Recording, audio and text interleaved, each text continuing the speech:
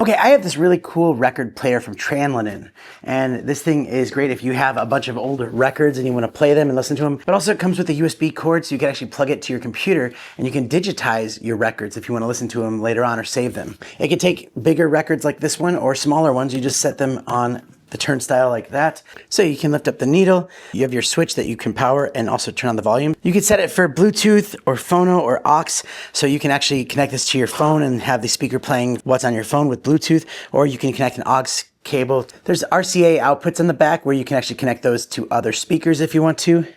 Don't mess around with it.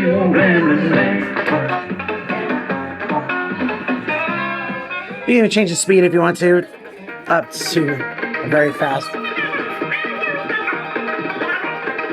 You can close this thing and you can carry it around with this nice handle that's on the side and take this around with you wherever you want. It's got really nice legs to it as well, so it stands up nicely.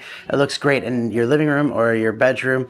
You can get it in a variety of different colors, and the outside does feel really nice, and especially you have that nice felt on the speaker side, which is great. So you can get some really good volume out of it, and there's a lot of ways to connect to it and use this thing, so I highly recommend it. Thanks for watching.